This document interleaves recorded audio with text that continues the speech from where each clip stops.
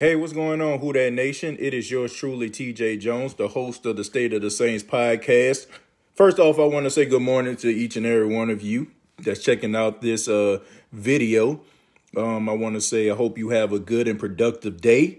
Take this day to do something that is mind-blowing and unconventional, okay? Don't squander this day. This is a great day, and I just wanted to let you all know that. But let's go ahead and talk about some New Orleans Saints news.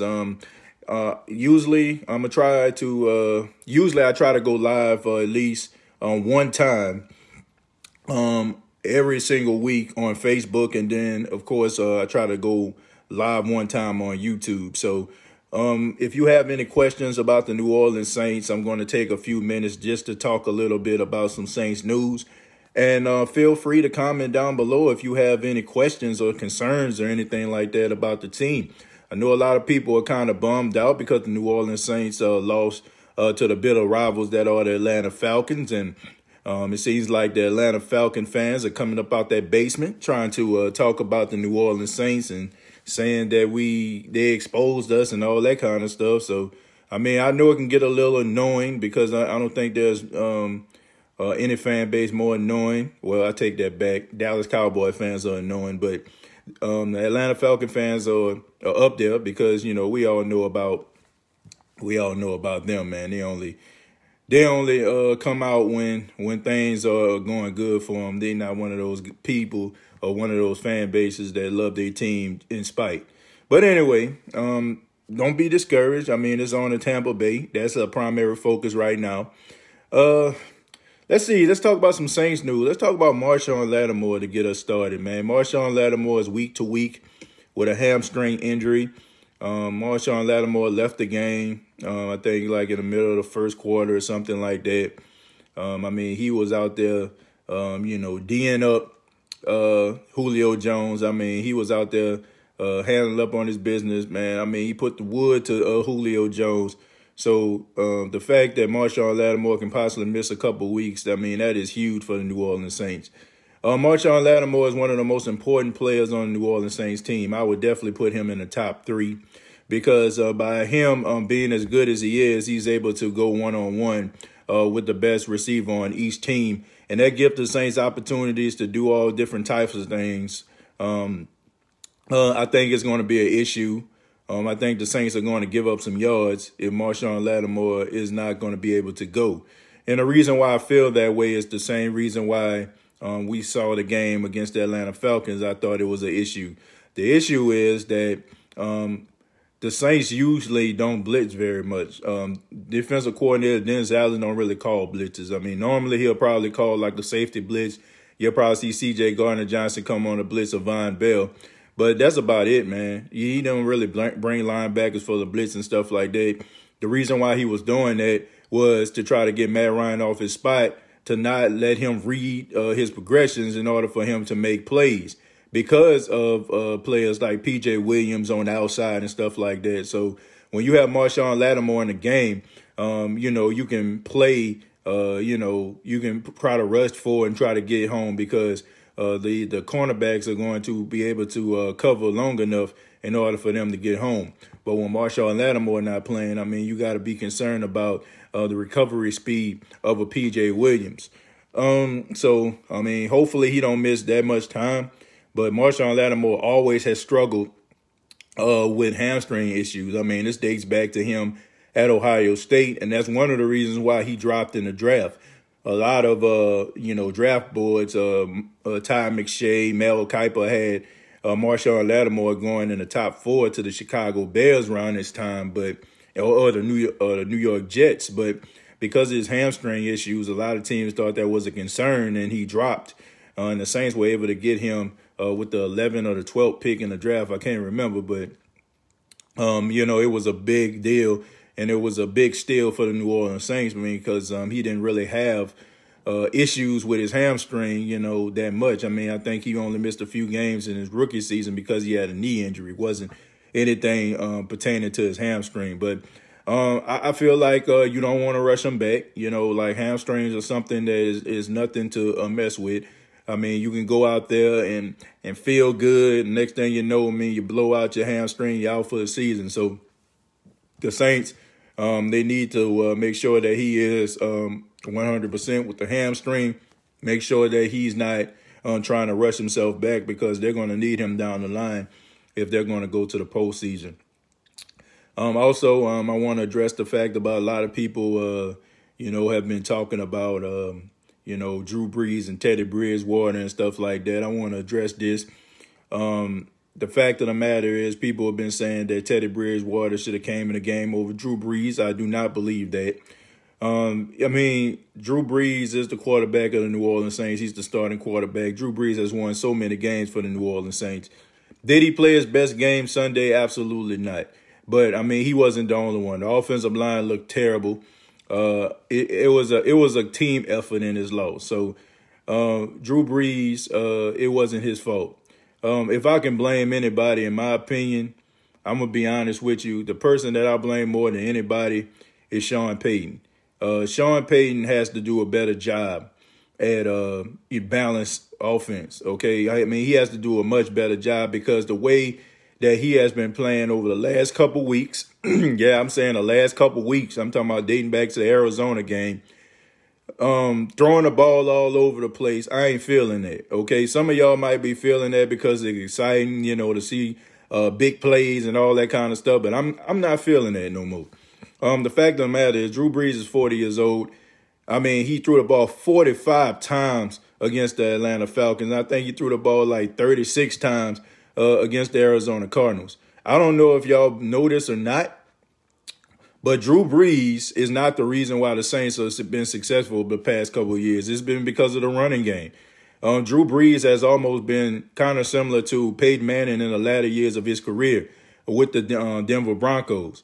We all know about the last season of Peyton Manning. It wasn't anything star-studded or anything like that. It was basically because the Denver Broncos played good defense and they was able to run the football. And, of course, Peyton Manning wasn't turning the ball over at an alarming rate. And I think you have to do the same thing with Drew Brees. Drew Brees has no business throwing the ball 40-plus times in the game when you have Latavius Murray, who has been playing absolutely outstanding. The problem is Sean Payton is a very impatient coach. You have to be able to understand that you're going to have some ugly runs. Sean Payton is one of those coaches, if he feel like they don't come out the gate getting 8 yards or 6 yards, 6 to 8 yards a clip, he feel like, oh, man, we're not going to be able to run the ball today. You got to be patient, man. There was no need for them not to be able to run the football in a game against the Atlanta Falcons. They didn't even try. It wasn't like the Atlanta Falcons was destroying them or something like that. It was 10-3 at halftime. But it just seemed like he wants to throw the ball all over the place. But that's not what the Saints need to do. I feel like against the Arizona Cardinals, I feel like he was just trying to prove to everybody that Drew Brees' thumb is okay. Look, man, forget about ego and all that kind of stuff and what other people saying. Like, you have to go what got you there. And what's been getting you there is the fact that you've been running the football. It worked when we went out there to Seattle and beat them.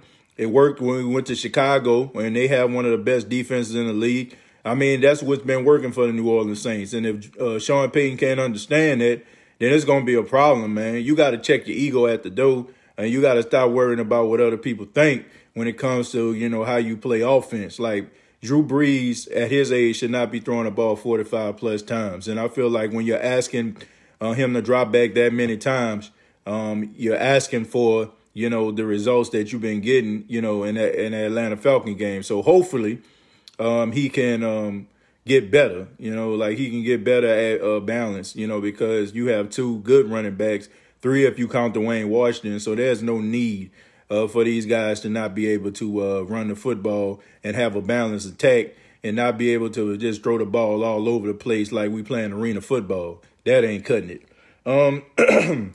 Another thing I want to mention, I want to talk about Alvin Kamara. I want to talk about Kamara because we got to address the elephant in the room, man. Alvin Kamara is not 100%. In my opinion, I don't feel like he should have played in this game. You can tell like he's not himself. I'm just a little bit concerned with that. And I don't feel like you should have rushed him back. We saw what Dwayne Washington did with his carry, right? We seen what he did with the Arizona Cardinals. He only had about maybe 3 carries in a game, and he almost broke one.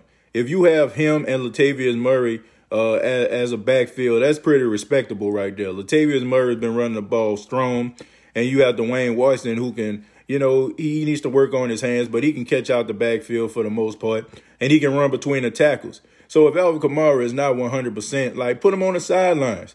Like, the Saints have to understand, you're going to need these guys down the line.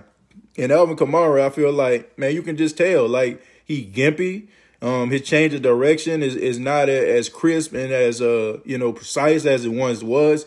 He's not as shifty and slippery, as he was. I feel like they just kind of rushed him back, and he doesn't look like himself. So they need to think about, if is he ready to go? Because, man, like, you're gonna need Alvin. You're gonna need Alvin down the line. And I don't want to see him out there like that, man, because you can tell he wasn't himself, and it showed. So, and then, just having him in a game, I just feel like Latavius Murray was doing enough. Latavius Murray, caught his first pass catching touchdown against the Arizona Cardinals. And, this man been running wild. When you go for over 100 yards against the Chicago Bears defense, that's saying something, man. The Chicago Bears have one of the best defenses in football. So when you can run between the tackles and be able to, get plus yardage and get about 5 yards of carry on that defense, then I think that you can play against anybody. So I think that they need to really make a decision. Like, if Alvin Kamara is not 100%, like, put him on the side, man, and let him, work it out and rehab until he is, because you're going to need him straight up, so. That's my opinion on that.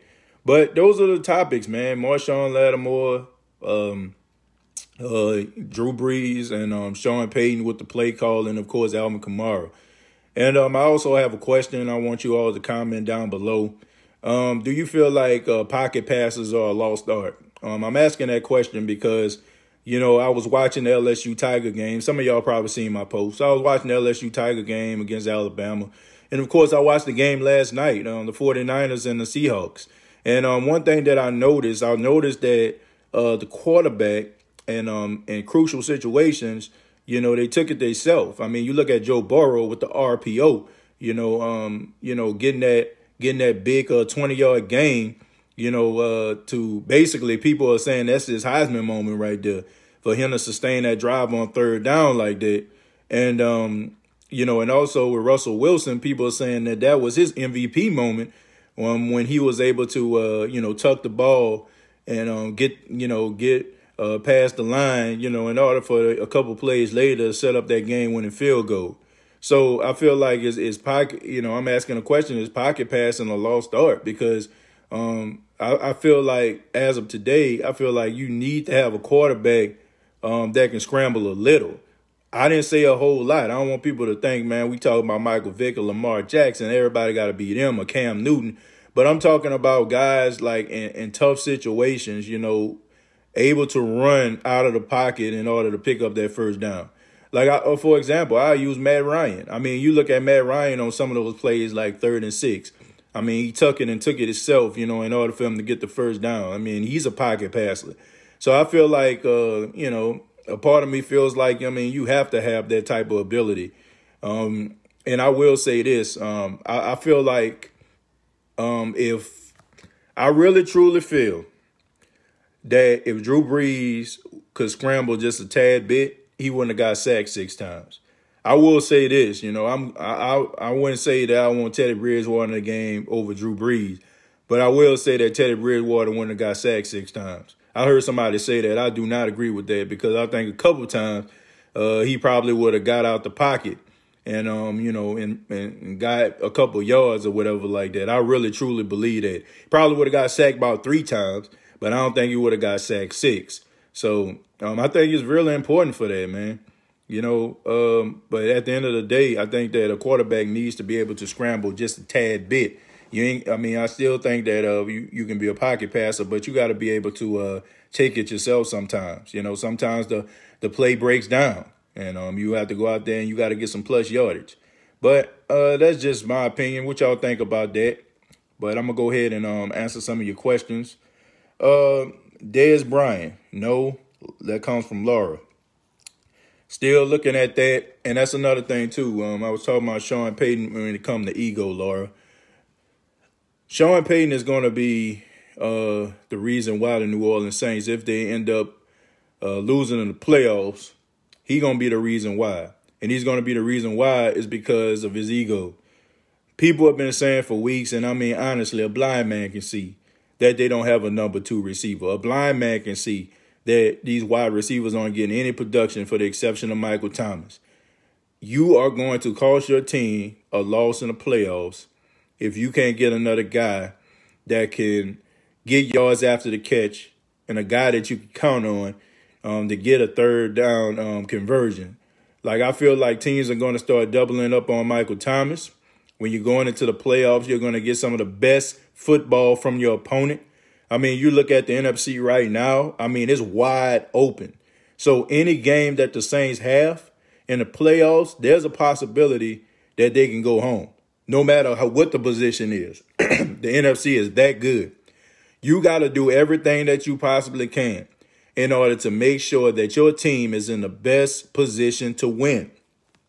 You look at Quaytron Diggs out there in Seattle. Seattle Seahawks traded for this guy from the Detroit Lions. And look what he did last night. He caught an interception.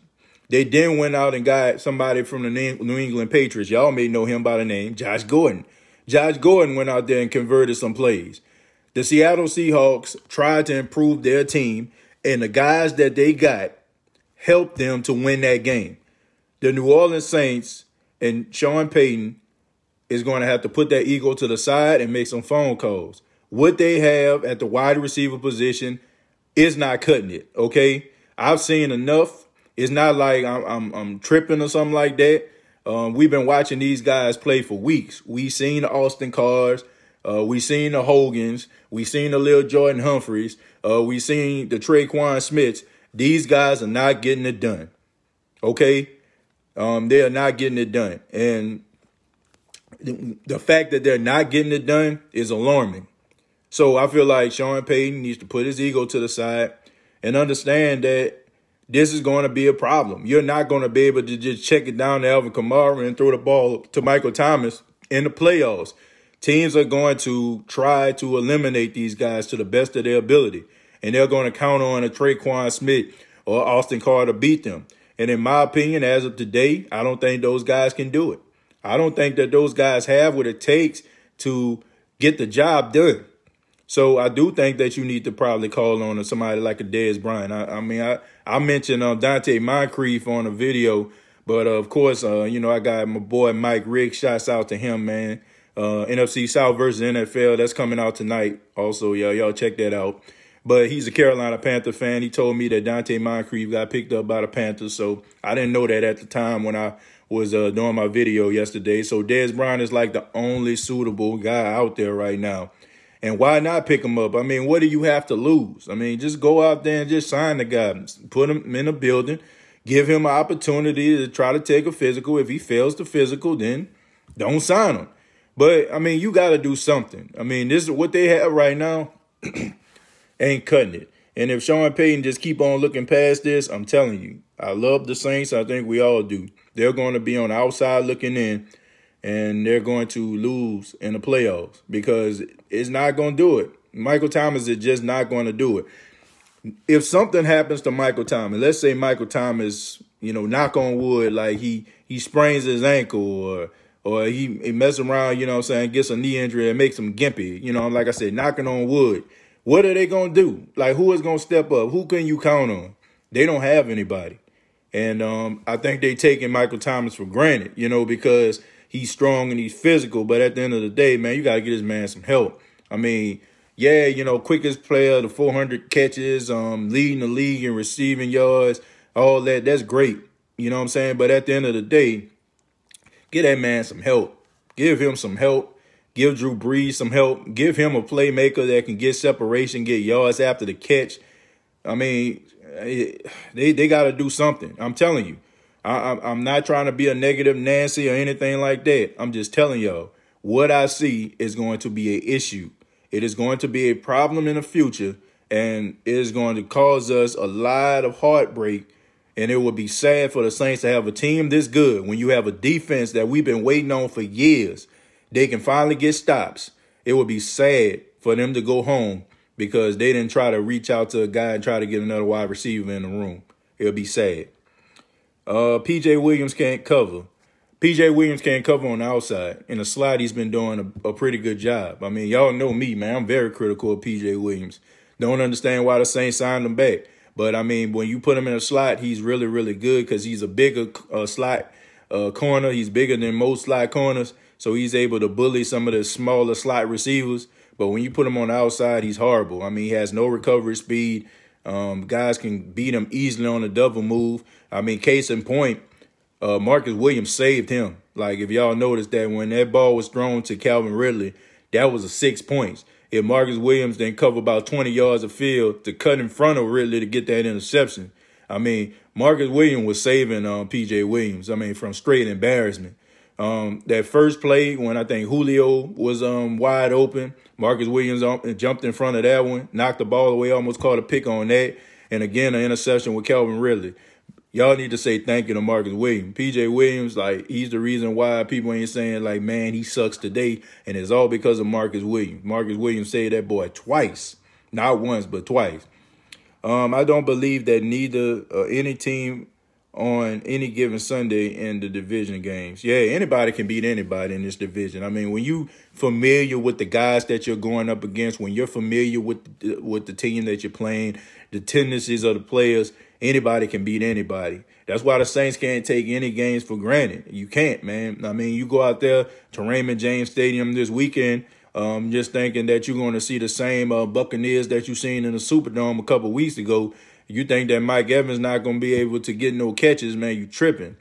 So we got to be able to understand, like, can't take anything for granted. Like, you mess around and lose a game that you should win in this NFC, you'll mess around and be playing on wild card weekend. And that's what the Saints don't want. You don't want to be playing on wild card weekend. You got to continue to win.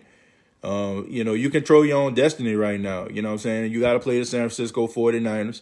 And the Green Bay Packers got to play the San Francisco 49ers. So you be able to, right the wrongs and stuff like that. So if you keep winning, you get the number 1 seed. But if you keep on going out there and putting on performances like you did last week, you're going to be playing on wild card weekend.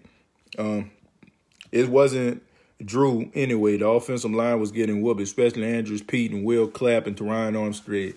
Teron Armstead had the flu. I give him the benefit of the doubt on that. Andrews Pete wasn't his best showing. Will Clapp plays at the center position more so than playing the guard position. So putting him in a game, at the guard position, he was going to struggle. And also, like, he does better in jumbo packages. That's at the goal line and stuff like that. He does good in those situations. That's the reason why he's a backup, man. You have to understand that. If he was as good as Ryan Ramczyk or Teron Armstead or Ward Daddy, Larry Warford, he'll be starting. There's a reason why he's a backup. So, of course, there's going to be a drop off from offensive line play. True fact, the running game helps the success of our offense. That's what it is, New Orleans Uptown. I mean, it's been like that for years. I know we got spoiled back in the day, 06, to about 2013 and stuff like that with the passing game, throwing the ball all over the place, having us jumping up out our seats, dancing. But that's not the Saints anymore. The Saints are controlled by the running game. You know what I'm saying? That's the catalyst of the Saints, and Drew Brees getting the ball downfield with the nickel and diamond, you know what I'm saying, the penny and quarter, you know what I'm saying? Like, the running game is the focal point of the New Orleans Saints, rather, we see it or not. Good morning, NOLA fans. Good morning to you. Thank you for checking out the video. You got a two-headed monster in Latavius and 100-plus games for the last couple games. Yeah, I don't understand why they didn't use Latavius. You go with the hot hand, you know what I'm saying? Like, if Kamara is back, I understand that, but Latavius been playing pretty well. And Latavius is similar to Mark Ingram. The more carries he get, the better he plays. I know you're right. Let's see. You right, poor coaching. Yeah, that was terrible. Dwayne Washington needs to be utilized so much more. Yeah, that's true. He needs to be utilized a whole lot more. But I want to say thank y'all for checking out this video. Also, you can subscribe to the YouTube channel. Please follow the State of Saints podcast Facebook page. Thank y'all for y'all love and y'all support of the podcast and the videos and everything like that. I'll probably go live this evening, and also check out the NFC South versus NFL with my guys Mike, Rick, and DJ Hopkins. Much love to you. Peace out. And like I always say, who dat?